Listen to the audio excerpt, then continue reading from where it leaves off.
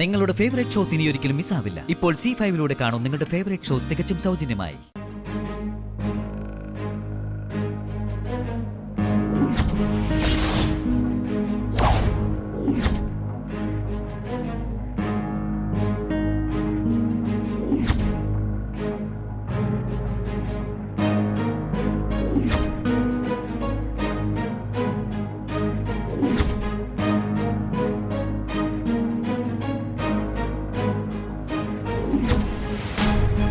ആ പെണ്ണിന്റെ ജീവിതവും മാനവും രക്ഷിക്കാനാ മുരളി അപ്പോൾ അത് ചെയ്തത്. ആരതിക്ക് പക്ഷേ അത് പൂർണ്ണമായിട്ടും ഇപ്പോഴും മനസ്സിലായിട്ടില്ല. നിങ്ങളെങ്കിലും മനസ്സിലാക്കണം മുരളിയെ, അവന്റെ അവസ്ഥ എന്താണെന്ന്. കാര്യമൊക്കെ ഇങ്ങനെ ഒരുപാട് ന്യായങ്ങൾ പറയാൻ കാണും. നേരു പറഞ്ഞ ഞങ്ങളിപ്പോ പ്രസാദിന്റെ കല്യാണക്കാര്യം സംസാരിക്കാനായി ഇങ്ങോട്ട് വന്നത്. പക്ഷേ നേരെ അനുജൻ തന്നെ ഇങ്ങനെ ഒരു രഹസ്യ കല്യാണം കഴിച്ച് നിൽക്കുകയാണെന്ന് വരുമ്പോ പിന്നെ പ്രസാദിന് നല്ലൊരു ആലോചന വരൂ. അതെന്താ ഇവിടെ ആരും ആലോചിക്കാത്തെ?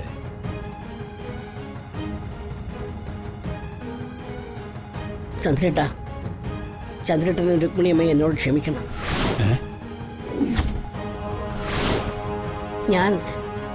ഞാൻ ഇനി അത് നിങ്ങളോട് മറച്ചു വെച്ചാൽ അത് വലിയ തെറ്റാവുമെന്ന് ഉറപ്പാ.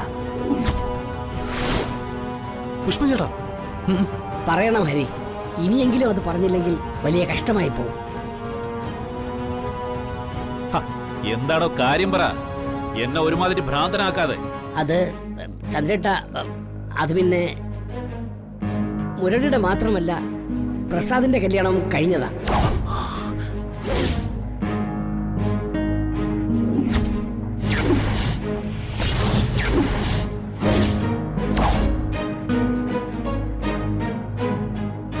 നിങ്ങളോട് പറഞ്ഞിട്ടുള്ള ആ അഞ്ജലിയില്ലേ, അവൾ പ്രസാദിന്റെ ബിസിനസ് പാർട്ണർ മാത്രമല്ല, അവന്റെ സ്വന്തം ഭാര്യ കൂടിയാണ്.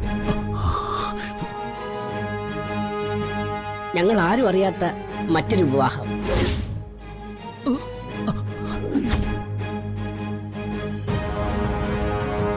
ഇത്രയൊക്കെ ആയിട്ട് ഇനിയും ഞാനത് മറച്ചു വെച്ചാൽ വലിയ ആത്മവഞ്ചനയായി പോവും. അതുകൊണ്ടാണ് ഇത് തുറന്നു പറയുന്നത്. രുക്മിണി, വാ, നമുക്ക് തിരിച്ചു പോവാം. ഇവിടെ ഒരു വീടല്ല, നമ്മുടെ മക്കൾ മരിച്ചുപോയ ചുടുകാട. ഇവിടെ എനിക്ക് ശ്വാസം മുട്ടും. അച്ഛാ,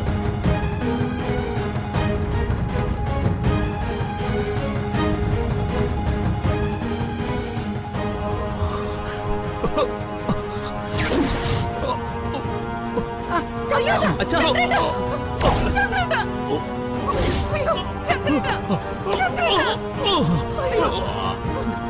അച്ഛാ, അച്ഛാ, അച്ഛാ, അച്ഛാ,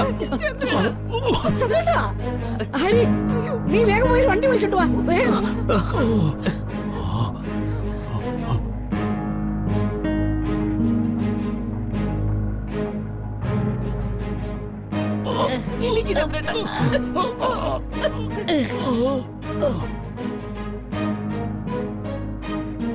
രുക്മിണിയമ്മ, കുറച്ച് വെള്ളം എടുത്തിട്ട് വാ. ഒന്നുമില്ല ചന്ദ്രേട്ടാ.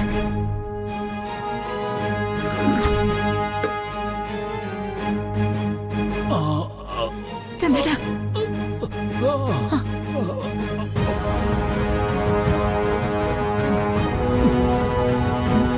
അച്ഛന്റെ കൈപിടിച്ച് തോട്ടത്തിലൂടെ നടക്കുന്ന അതേ സുഖം, അതേ പാവലും അതേ വെണ്ടയും വഴുതനങ്ങയും ഒക്കെ തൊടിയിൽ നിന്ന് പറിച്ചെടുക്കുന്ന അതേ സുഖം. വിലയ്ക്കപ്പുറം ഗുണവും രുചിയും തന്നെയല്ലേ ആഹാരത്തിന് രുചി കൂട്ടുന്നത്? സാറേ, ഇത് രാധ തന്നെയാ. എവിടെ നിന്നവര് സംസാരിക്കുന്നത്? പരിപാടി ലൈവാ, പക്ഷേ എവിടെയാ സ്ഥലമൊന്നും പറഞ്ഞിട്ടില്ല. ഈ പരിസരത്ത് എവിടെയോ തന്നെയാണെന്നാ എന്റെ സംശയം. നോക്കിയിട്ട് എനിക്ക് മനസ്സിലാവുന്നില്ലല്ലോ.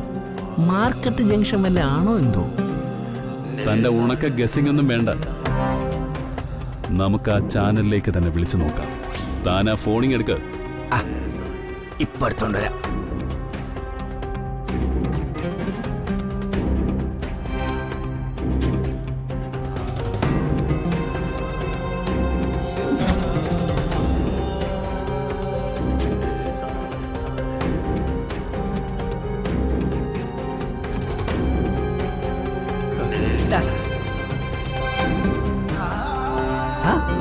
സാറിന്റെ കയ്യിലപ്പോ ചാനലിന്റെ നമ്പറൊക്കെ ഉണ്ടല്ലേ? എന്റെ വായിലിരിക്കുന്നത് കേൾക്കരുത്. എടോ, ചാനലിന്റെ നമ്പറൊക്കെ കിട്ടൂടോ. ഓ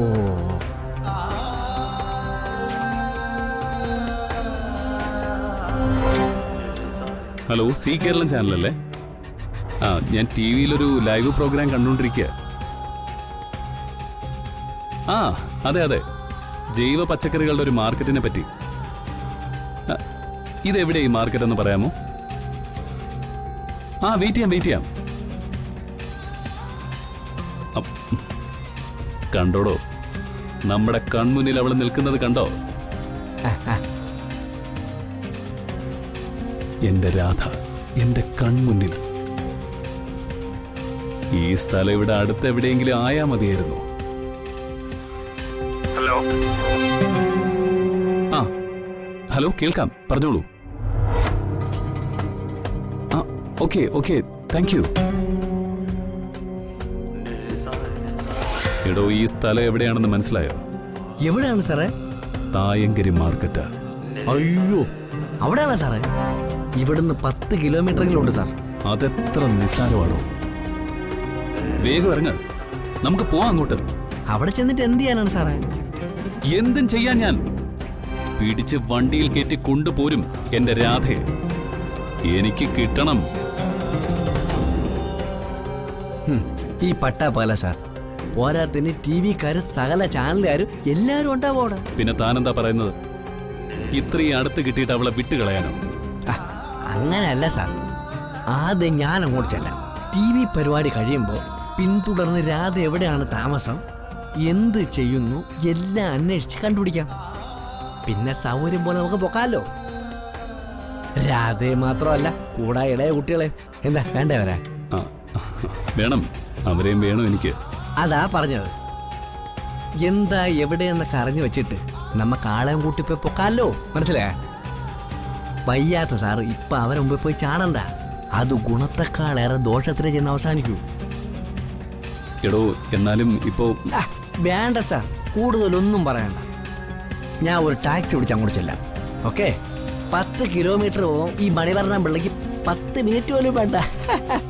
ദേ പോയി ദാ വന്നു, അത്ര തന്നെ. Just A minute. Taxi.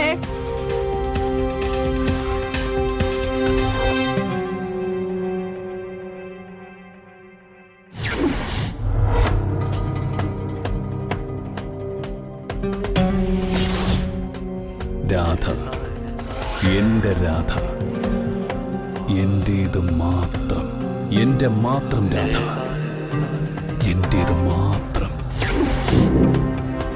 Download ചെയ്യൂ C5 ആപ്പ്. കാണൂ എല്ലാ എപ്പിസോഡുകളും സൗജന്യമായി.